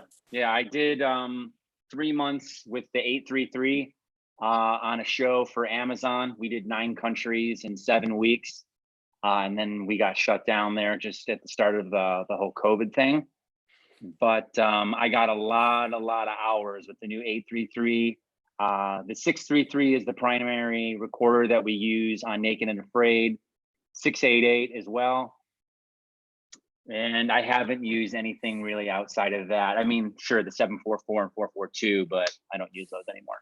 Do you see, we had this discussion in different parts of the world, do you see things much different other than sound devices? I mean, I think that most of the time we see it a couple different mixers in Europe, but generally we kind of see sound devices in most places, definitely in the United States. But do you see it different choices in recorders depending on the region? I haven't seen that yet. So like even when I was in the Philippines, when I was based there, everything that I saw was sound devices. The only thing that I saw that was slightly different in the Philippines was there was a lot of use of WYSICOMs. But to be honest, that's all I see really is sound devices. They must be doing something right because they're everywhere. Yeah, absolutely. Courtney asks, what type of wireless do you use on Naked and Afraid, and where do you hide the labs? We already talked about WYSICOM for the wireless, but where do you hide the labs? So for Naked and Afraid, we use the older, robust Lectrosonics WMs, and those are waterproof. So when you watch Naked and Afraid, they wear a satchel over their shoulder. So inside the necklace, we have a DPA microphone that's threaded into the shell of the throat, the necklace. And then the cable goes in through the back and then in through the burlap sack strap. It gets threaded down, and then inside the burlap strap is a pocket about this size that the WM can kind of go in. 2 batteries, runs all day. Now, when they go into the water, they're briefed. If you go into the water, fine. Go into the water, you want to hunt. If you're going to go and the bag is going to get submerged, even though it's waterproof, it's not going to transmit. It's a moot point. There's no sense in putting it in the drink, in the salt water. It's pointless. So if there's time, then what we do is we have them remove the bag, and we give them what's called a dummy bag. So it's the same bag, but it doesn't have the microphone elements. And then we give them a dummy necklace, and then I'm out in the water with them with a boom pole. So maybe I'm on a boat, maybe I'm waist high. You know, I was waist high in water with sharks, following them as they were hunting. That was absolute insanity, and I'll never do it again. You know, and that's not something that they're telling me prior. It's like, you're there in the moment, and you're like, all right, well, I'm either going to do it or I'm not. So that was pretty intense. But that's basically how we mic them up. Interesting. So those satchels are really important. Much more important than they appear on air. Yeah. It just seems like, oh, they've got a little satchel, but the satchel is kind of the tech bag. Interesting. Yep. John Merrill asks, I assume you might use a macro PC for some of the audio stuff. What programs do you use? You know, I don't do too much post anymore. I used to do a lot of post. I am on a Mac. But basically, I don't really use my computer much for work nowadays. It's primarily, you know, plug a hard drive in, back up my files. I do have Pro Tools when I got to do the occasional little like rough mix or edit for someone, but I'm primarily just production sound. And when you say backing up your files, that's to the 788. You're plugging the hard drive directly into the 788 and then just pushing the files from one to the other. So you don't really have to do any management of it other than making sure it goes into the right folder and at the right time. Yeah. No, absolutely. Troy Warrior said, what are your favorite headphones? Do you use different ones for specific roles? I'm a old school guy, Sony 7506. You know, that's what works for me. It's got a flat frequency response. It doesn't have the soundproofing that everybody wants, but again, you have to remember, I do a lot of adventure shows with dangerous wild animals. I'm mixing mono, and I only use one ear. So my right ear has my surveillance and it has my mix. My left ear is paying attention to wild animals that could be, you know, attacking me. Right. Tucker. And then, you mentioned the law of elements being DPAs for Naked and Afraid. What is that typically what you're seeing out whenever you're doing body packs? Is DPA or favorite elements? For that particular show, yes. And those are fabricated by someone with Naked and Afraid. I've been asking them, I've been on that show for 6 years. I've been asking them, can I meet this person? I want to know how they're making them. I want to see. I don't know who the person is. I've never met him. You know, I don't know why the secret with the production company is to not let me meet this person that's making the actual microphones. But it's my understanding that the microphones are sourced, the DPAs, and then said person gets the fabrics, the shells, and then they make the necklaces. And when I do my gear prep, there's a bag of them sitting there, and I test them, and that's about it. Check out the Adam Savage deal with Hamilton where he goes and finds out how they make them, because that was actually fascinating for that same reason. But other shows, is it typically still DPAs, or is it, what are you seeing for me? Well, for me personally, I have COS 11s. The last show that I just did for Amazon, which was, I can't say the name of the show, but it's basically like The Amazing Race with a different element. We'll say that with an addition to it. So a lot of like running and secrets and trying to figure out all that clues. We use B6s with those. So super small element, easily can hide it. And they worked out really good considering all of the running and those are that those are the Countryman B6s? Correct. Yeah, no, absolutely. Just want to make sure people knew what a B6 was there. Yeah, absolutely. Go ahead, Victor. James, thanks for being here. How are you dealing with vaccination and disease? If you're going to all these environments, I'm sure you're having to worry about that and plan for it. Yeah. So, Naked and Afraid, they provide all those vaccinations. Some are not mandatory. I typically will just get them. And then we had this recent COVID outbreak, and I actually got it, and I didn't know. I had heard that there were some other people that got it on the show that I was on. So I was like, all right, I'll go get tested. And they're like, yeah, you're asymptomatic. So, there's so much out there right now that we don't know about it, but there's discussions that people that have had previous vaccinations and have traveled to foreign countries, et cetera, et cetera, et cetera, are not getting COVID and appear to be asymptomatic. Well, that was me. So is it a coincidence? I don't know. Is it a blood type? I don't know. Yeah, I think I've taken every vaccine that you could take over the last 20 years for travel. So it's Jason, and then Jesse, and then Chris. This is a one really quick one, which is what is the most soundproof way to mount a lav on a person that loves to move? And then secondarily, it occurred to me that I don't know anything about reality production, such that, usually it's cut and then, you can move on, but there's only one source of action. If you've got 14 people and they're going all the time, how does that work? Are you being directed to pay attention to certain people at a certain time? Sure. All right. So if you really want to soundproof a microphone, you can buy it by the foot. They call it fur. You can go to like an audio place and you can spend $20, $30 for, a foot or two, or you can go to an arts and crafts place, buy a couple on the cheaper end and find out which one works. And it's basically just like fake fur. You take a square of that and you can use top stick, which is used for toupees. It's double-sided, super sticky. You can wrap that element you can wrap that tape around the microphone element, and then you can fasten the fur onto it. One thing that I like to do is I'll get a really small rubber band, kind of what small children use to do like ponytails. I'll take that small rubber band, I'll take a small piece of fur, and let's say we're on a COS 11. So a COS 11 element looks like that. This is the tip of the microphone. I'll take the fur and I'll place it over the top. I'll take the rubber band and secure it like that. And then I'll take a safety pin. The safety pin goes in like this, and this is the back side of the safety pin, and this is the end with the pointy end. So it's secured here, and the pointy end is like this, and then I can put it onto a shirt and lock it in.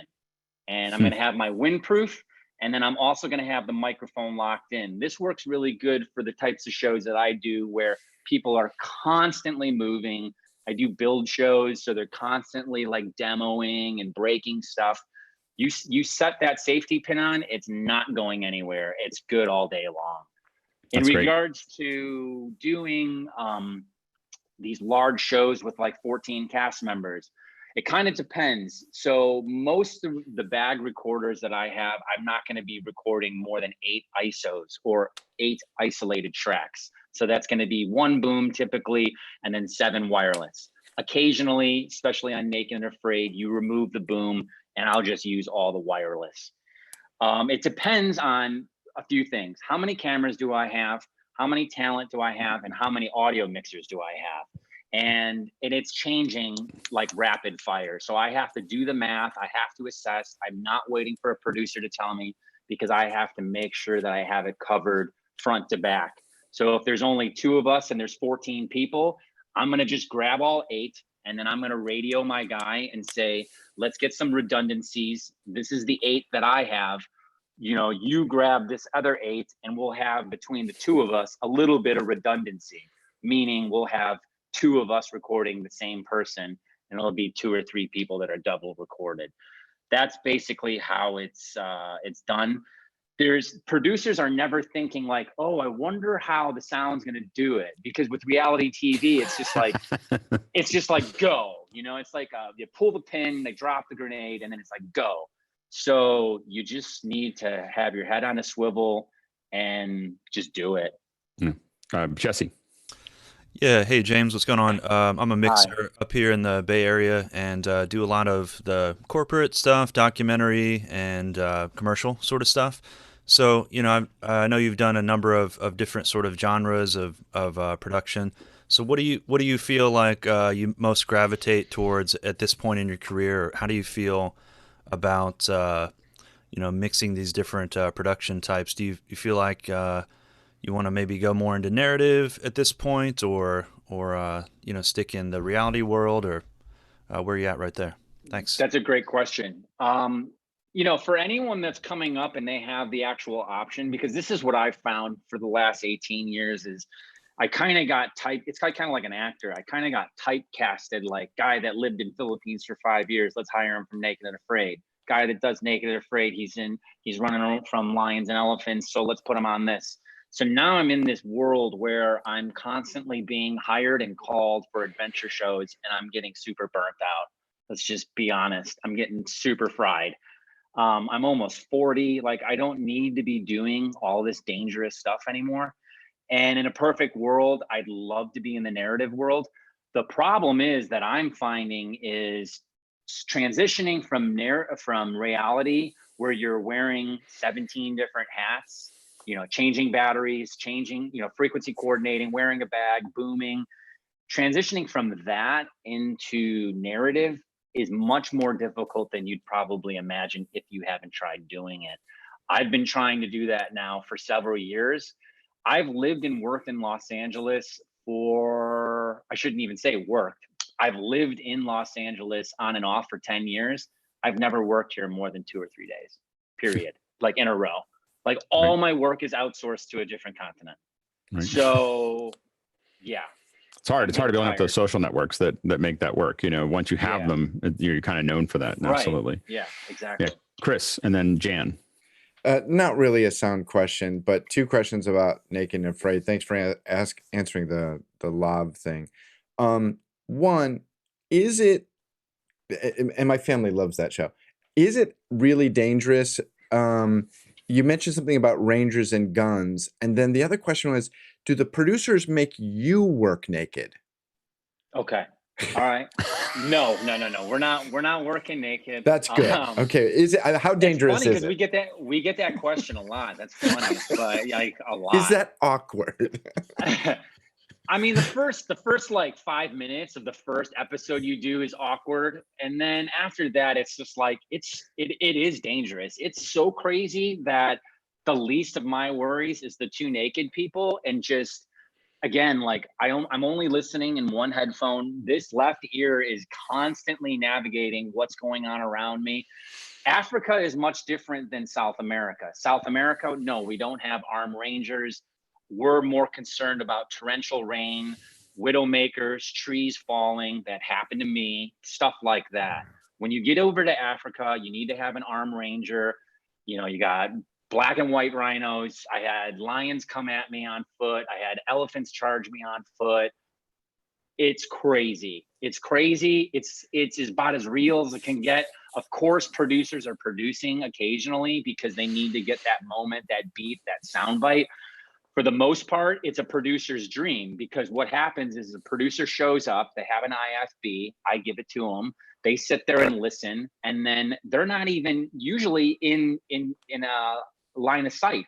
They'll just radio camera or audio to tell talent to say or do something, because it's basically like catch and release. We get the talent and we just release them, and then they do their thing, and that's it. And the producer kind of stays out of the field of vision of the cast member until we actually do interviews. Otherwise, the producer's just hanging out, just listening, writing down story and then throwing us tidbits on what to follow and how to navigate that person. Because you want to keep them in a bubble, right? You don't want to constantly be coming at different directions from all these different people. So we minimize it because the camera guy is always like this, face to face, in the face of the talent. So a lot of times audio and camera have a much better relationship with the talent than the producer, because the producer is always trying to extract information in interviews, and we're like on the journey with them, going through all these crazy shit. Do the story editors ever brief you on things to look for in performances or reactions? A lot of us are all seasoned veterans, and to be honest, most times camera and audio have more experience than the producers, and I'll tell you why. Because each producer shoots an episode and then they go back and they do a rough edit. Whereas me and the DP, we go on to do another episode. So if you look at a timeline of 12 months, me and a DP can do 6 to 8 episodes because we need to have breaks eventually. Producer could only do maybe 4 in a calendar year. Thank you. So we have way more experience. 9 times out of 10. Jen. Okay, I love the show and I watch it. My question is about the crew and the logistics and the accommodations. You're out there in the middle of nowhere. How do they take care of you? How do they feed you? How do they give you your water and all your utensils? And if something goes wrong and you need something, how do they get it to you? Yeah, it's case by case, because a lot of times, you know, you'll take an ATV 5 minutes and then you're on set. So getting things in and out, we'll just radio and then we'll have the ATV come in. Other times we're on a boat for 2 hours to get to an island. That's a little trickier. You forget something, well, now we got 2 hours one way to get the item and then another 2 hours to get back. Those are nightmares. I've been on episodes where it's a 2-hour drive through the desert. So forgetting something can be very, very challenging. Like on the episode that I did in Trinidad that I got hurt on, we got to camp and then it was a 2-mile hike. I don't know if you guys are familiar with Tough Mudder, but it was essentially like that. So we had ropes, we were swinging, it was muddy, slipping. So it was 2 miles to get to cast. Day starts. I put a mic on them. So it was about an hour to an hour and a half hike. So if you forgot something, well, guess what? You have to turn around, hike back out and do it. That particular episode, I was averaging 14 to 16 miles per day with a bag and all of that. So food is usually brought out in the morning. So by the time it's lunch, it is what it is. You know, it might be soggy or this, that, and the other. I was not in the military, but when I'm doing that show, I often daydream because there's a lot of downtime. I often think that I probably would have been good as an Army soldier because it's literally just hiking and trying to stay focused and trying to stay positive because it's torrential rain and all of that. Accommodation fluctuates. Sometimes it's super nice. Oftentimes it's really basic. There's no internet. There's no signal. It's not a show where you're going to be able to communicate with loved ones as easily as you'd like. Yeah, it's hard, man. It's hard. No Nazim? internet. How do you live? Unbelievable. Yeah. Nazim? I was kind of curious now. So basically right now under the COVID situation, are you currently meditating and thinking the direction you want to go, or you're going to just once things get back on track, go back out again? I went out on something a couple weeks ago and it didn't work out. I didn't like how it was going, so I ended up leaving with a bunch of mixers. Yeah, you know, everyone's trying to figure this out and you gotta just think about yourself and your family. So that particular piece didn't work out, and what helped was I wasn't the only sound guy that felt that way. So that kind of helped me make my decision like, hey, this doesn't make sense. So there's that. I'm doing a show. It's coming up in a week. That's going to be in the Mediterranean. I'm going to be on a boat for 5 months. That's going to be a little bit easier because I'm going to be on a boat and it's going to be primarily with the same people, and I'm not going to really have to worry about all. So you'll either all get sick. You'll either all get sick Right. real quick, or you won't be sick we at all for don't. 5 months. Yeah. Exactly. Are you going to be in Italy by any chance? Because that's where I'm at. Yeah, I'm actually going to be off the coast of Italy. Yeah, off the coast of Sicily and Malta. Yeah. That's great. Do you carry any weapons of defense? When I'm in Africa, yeah, I usually carry. It's a big knife. I forgot the name of the company. Kershaw. And what I did is I outfitted it so it has a plastic sleeve, and I put a zip tie here and a zip tie here, and I wear it on my back right here. So that's there as a line of defense. If an animal attacks me, at least I can get it out like that pretty quickly. So I practice getting it out. Outside of Africa, I mean, I have a pocket knife, but only in Africa would I carry something really big as a line of defense. And how do you deliver files day to day? Typically we have a DIT guy, and it's pretty simple. This just started to change in maybe 4 or 5 years ago. So before I was kind of handling it, and then every few days you'd give it to production. Excuse me. But nowadays we have a person that's doing DIT that's out in the field with us. They come and meet us in the hotel room or the production room. They grab the card, simply just put the date, the audio recorder name, and that's it. And, you know, they take How do you, Greg Yotes wants to know, how do you handle power sources and recharging in the field? That can be tricky. That's really tricky on Naked and Afraid, because there's always, I don't know if anyone's really traveled too much, but when you go, you know, off the grid, there's always power issues. There's brownouts, blackouts. There's generators that need to be used. So we'll usually hire generators, we'll bring them or buy them or rent them. And we have more than enough batteries. The problem is, do we have more than enough power to charge those batteries? That's always the issue. And that's why we have those generators in the field to do so. That's great. A. Mitchell wants to know, how would someone apply to work with you on a current project in order to help with your and better help you with your transition? Do you take on any apprentices? I mean, I guess I could if that person was in the country that I was working in. A scenario where I'm booked in LA and then they send me to Africa, it's not really an option because it's such a small footprint that we're doing to bring that person with. But if there was a chance where I was in a country where someone was, then of course there would be an opportunity to have them come on set for a day or two. But to have someone come and travel and oversee an entire duration of the production, it would be difficult on the types of shows that I do. Courtney Gooden asks, are they using camera hops on any of the cameras in the reality shows, or is time code the only means of post-sync? Yeah, there's usually camera hops. Usually they're SRBs that are put on, Electrosonics SRBs, which is a dual mono send. So you can send 2 signals to the camera. We primarily just go mono out of those. And then we have the other input on the camera is just the shotgun, just in case there's an issue with audio, or in case audio's down and the DP needs to run and get story. At least he has the shotgun to cover it. That's basically how we do it. Paul Shadwell asks, do you use solar generators at all for power? I personally don't. I've seen some ACs use some, but I personally haven't used any, no. Great. A. Mitchell says, what mic are you using right now?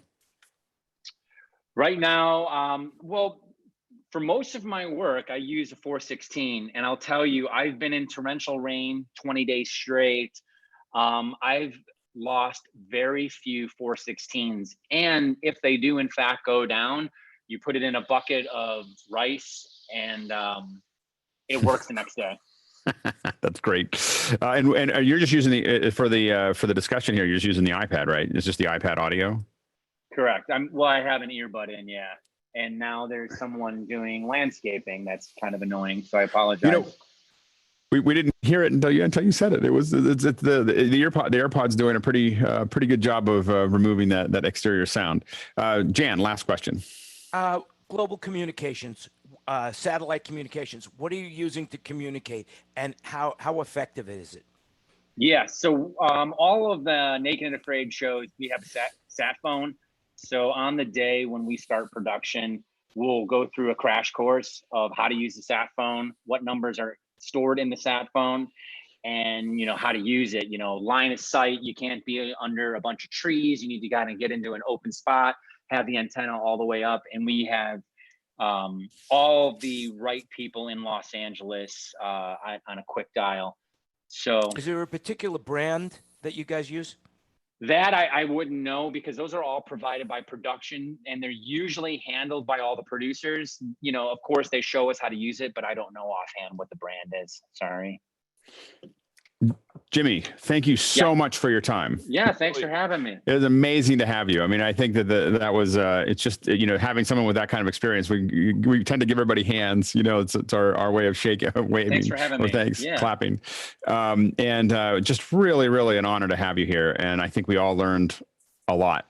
Awesome. So anyway, so thank you so much for stopping by. Where can people find you on the web?